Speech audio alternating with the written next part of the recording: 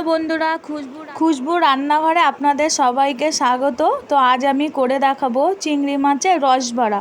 এখানে আমি 300 গ্রামের মতন চিংড়ি মাছ এনেছি। তো 300 গ্রাম চিংড়ি মাছ আমি ভালো করে কেটে পরিষ্কার করে রেখে দিয়েছি। আর আছে পরিমাণ মতন আমি নারকেল দিয়েছি। তো চিংড়ি মাছ আর নারকেলটা আমি একসঙ্গে পেস্ট করে নেব। আমি মশলা দেব, জিরে বাটা আছে, রসুন বাটা, পেঁয়াজ বাটা, টমেটোটা পেস্ট করে রেখেছি, আর আদা বাটা আছে, লঙ্কা বাটা, আর আছে এখানে গুঁড়ো গরম মশলার প্যাকেট, আর লাগবে বেসন। চিংড়ি মাছ আর নারকেলটা আমি একসঙ্গে পেস্ট করে নিয়েছি। এবার আমি এর ভেতরে দেবো 3 চামচ বেসন,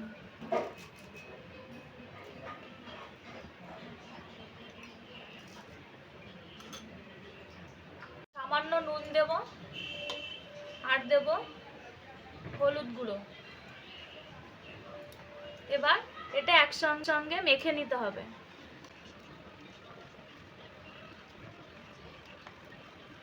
মাখা হয়ে গেছে, এবার আমি বড়া করে নেব। তো কড়াই বসিয়ে দিয়েছি, কড়াইটা গরম হয়ে গেছে। এবার আমি কড়াইতে সাদা তেল দিয়ে দেবো।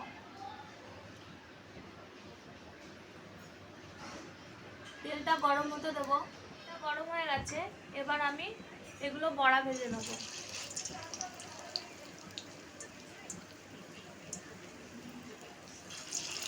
এরকম করে করে তেলের ভিতরে বড়া ভেজে নিতে হবে।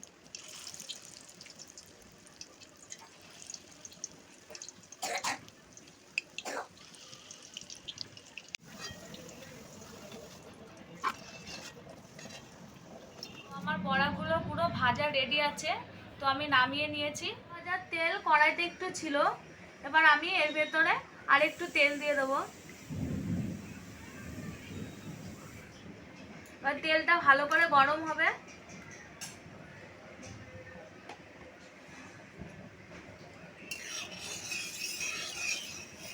গরম হয়ে গেছে, এবার আমি তেলের ভিতরে দেব 1 চামচ জিরে বাটা, 1 চামচ আদা বাটা,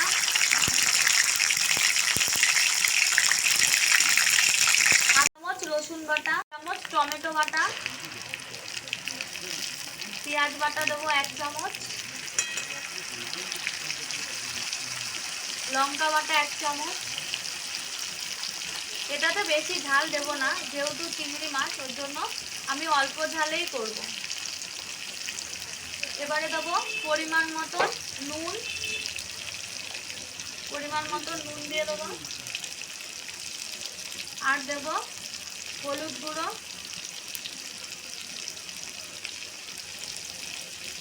দিয়ে আমি মশলাটাকে কষিয়ে নেব। মশলাটা আমার কষানো হয়ে গেছে, এবার আমি এটার মধ্যে জল দিয়ে দেবো।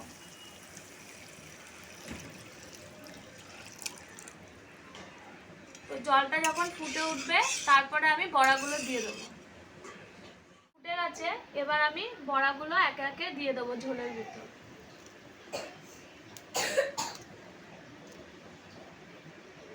নাড়াচাড়া করে আবার রেখে দিতে হবে, ভালো করে ফুটবে, তারপরে আমি নামিয়ে নেব। আমি 4টে কাঁচা লঙ্কা এর ভেতরে দিয়ে দেবো, দিয়ে আরেকবার নাড়াচাড়া করে নেব। এখনো আরেকটু হবে, যেহেতু ঝোলটা ভালো করে টানেনি এখনো। তো আমার রান্নাটা পুরো হয়ে গেছে, বড়াগুলো বেশ ফুলে ফুলে উঠেছে।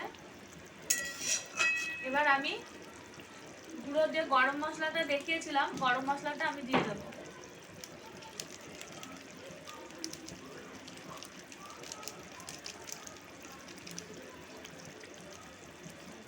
দিয়ে আমি নাড়াচাড়া দিয়ে নামিয়ে দেবো।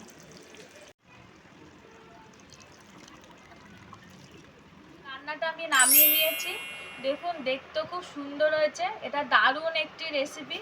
এইভাবে চিংড়ি মাছের বড়া করে আপনারা ঝোল করবেন, দারুণ লাগবে খেতে। আর আজকের রান্নাটা যদি ভালো লাগে, অবশ্যই লাইক করুন, কমেন্টস করুন, আর শেয়ার করুন।